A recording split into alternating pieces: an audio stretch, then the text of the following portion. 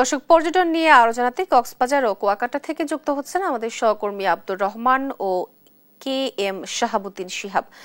আব্দুর রহমান, পর্যটন দিবসে কক্সবাজার সমুদ্র সৈকতে পর্যটক উপস্থিতি কেমন দেখছেন, বিস্তারিত জানাবেন।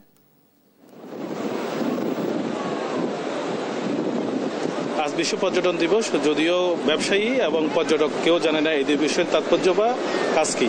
এবং বিগত একটি বছরে বাংলাদেশ থেকে পর্যটন খাতের প্রায় 130 কোটি টাকা বিদেশে চলে গেছে বলে একটি পরিসংখ্যান তথ্য রয়েছে। এবং আজকে কক্সবাজার পর্যটন দিবসে কোনো ধরনের সাংস্কৃতিক বা বিনোদন কোনো অনুষ্ঠান আয়োজন করে না জেলা প্রশাসন অথবা ব্যবসায়ী, এবং নাই কোনো পর্যটকদের জন্য আলাদা সুযোগ সুবিধা। তাহলে পর্যটন খাতের বিকাশটা কীভাবে হবে, এটাই হলো সাধারণ মানুষ বা এবং পর্যটকদের জিজ্ঞাসা।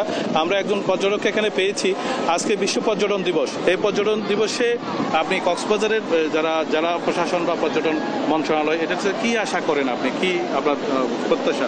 আমরা আশা করি কক্সবাজারে টুরিস্ট এলাকা হিসাবে ভালো কোনো ইভেন্ট বড় বড় কোম্পানি তারা অর্গানাইজ করতে পারে, ট্যুরিজম খাতটাকে আরো উন্নত থেকে বাংলাদেশের পর্যটন খাত থেকে। ইভেন দেশ বিদেশের অনেকেই আসে এখানে ঘোরার জন্য, বাট ওইরকম কোনো বিনোদনের কোনো ব্যবস্থা নাই। আমরা কোথাও ভালো কিছু পাইতেছি না এখানে। ইভেন ভালো কিছু দরকার, ভালো ইভেন্ট দরকারের দিকে অর্গানাইজ ভালো দরকার, ইভেন্ট একটু ভালো কিছু করে। যেমনটি জানাচ্ছিলেন, আসলে কক্সবাজারের পর্যটন শিল্পকে ঘিরে এটি একটি বড় শিল্প, কিন্তু এই শিল্পের সাথে জড়িত প্রায় 5 লক্ষাধিক পরিবার এবং এখানে লাখো উদ্যোক্তা রয়েছে, কিন্তু তাদের সেই বিনিয়োগের যেমন নিরাপত্তা নাই এবং সরকারি বেসরকারি কোনো প্রশিক্ষণ নাই কোনো দক্ষ জনবল। এবং পর্যটন খাতে যেই সংশ্লিষ্ট ব্যবসায়ীরা রয়েছে, বিশেষ করে পর্যটনের যেই হোটেল ম্যানেজমেন্ট পর্যটন শিল্পের জন্য যে একটি দক্ষ জনবল দরকার, বিদেশি মেহমানরা আসবে তাদেরকে আত্মীয়তা করার জন্য যে একটি কর্মী বাহিনী দরকার, সেটা কোনোটাই কক্সবাজার এবং সারা দেশে গড়ে ওঠে নাই। এবং বিশেষ করে আজকে যেহেতু বিশ্ব পর্যটন দিবস, জেলা প্রশাসন সকালবেলা একটি দায়সারা র্যালি এবং একটি সংক্ষিপ্ত বক্তব্যের মাধ্যমে আজকের প্রোগ্রামটি শেষ করেছে। এবং আজকে যে লক্ষ পর্যটক কক্সবাজারে আছে তাদের জন্য তো এমনি বিনোদনের ব্যবস্থা নাই, কিন্তু আজকে সন্ধ্যাকালীন যদি এই বিনোদনের ব্যবস্থা যদিও হতো, তাহলে পর্যটন দিবসকে মানুষ অন্তপক্ষে জানতে পারতো এবং এটার প্রভাব এবং এটার বিস্তৃতি সারা বিশ্বব্যাপী করে যেত। আমাদের দেশের বিদেশি পর্যটন তো একেবারে নাই, এবং এই যে প্রচার প্রচারণায় যদি আরও একটু এগিয়ে যায়, বিশেষ করে সোশ্যাল মিডিয়ার যুগে সহ বাংলাদেশের যে জীববৈচিত্র্য, তার মধ্যে অন্যতম হচ্ছে বিশ্বের দীর্ঘতম সমুদ্র সৈকত কক্সবাজার। এই কক্সবাজারকে ঘিরেও কোনো ধরনের সরকারের উদ্যোগ নাই, এবং এটা যত দ্রুত সম্ভব দেশি এবং বিদেশি অথবা সরকারি অথবা বেসরকারি উদ্যোগে যদি এটার ব্যবস্থা নেওয়া হয়, তাহলে এটার প্রভাব আরও বেশি হবে। আমরা এখন যাব কুয়াকাটায়, আমাদের সহকর্মী শিহাবুদ্দিন দিবস নিয়ে কি আয়োজন আছে আমাদেরকে জানাবেন।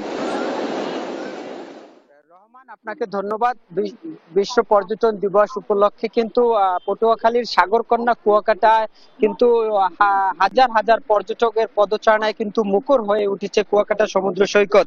তবে বিশ্ব পর্যটন দিবস উপলক্ষে যে ধরনের আয়োজন বা আমেজ থাকার কথা, পর্যটকরা কিন্তু বলছেন, এক ধরনের হতাশা নিয়ে বলছেন যে ধরনের আমেজ উৎসব থাকার কথা ছিল, সেই ধরনের আমেজ বা উৎসব কিন্তু না থাকার কারণে তারা অনেকটা কিন্তু হতাশাগ্রস্ত হয়েছেন যে কুয়াকাটা এসে তারা একটি উৎসবে যোগ দিতে চেয়েছিলেন, সেই উৎসব না থাকার কারণে তারা কিন্তু অনেকটাই হতাশ হয়েছেন। আমার সাথে একজন পর্যটক রয়েছেন, তার সাথে আমি একটু কথা বলবো যে কুয়াকাটা এই যে পর্যটন দিবস উপলক্ষে এসেছেন, কুয়াকাটা এসে আপনার কেমন লাগছে এবং কি প্রত্যাশা ছিল, কি কি পেয়েছেন এবং হোটেলে কোনো ডিসকাউন্ট পেয়েছেন কিনা?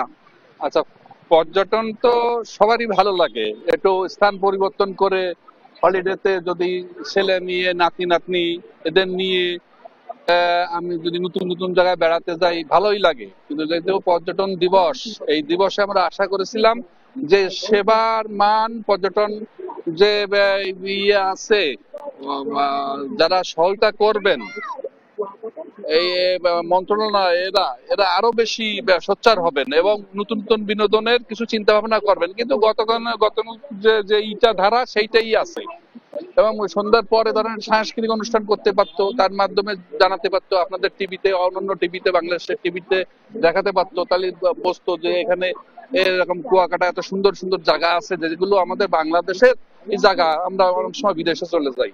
কিন্তু কোনো ডিসকাউন্ট পেয়েছি? হ্যাঁ, আমরা ডিসকাউন্ট পেয়েছি, তবে পর্যাপ্ত আরো বেশি হলে আরো ভালো হতো, অন্তত এই মাসটাই বেশি হলে ভালো হতো আর কি।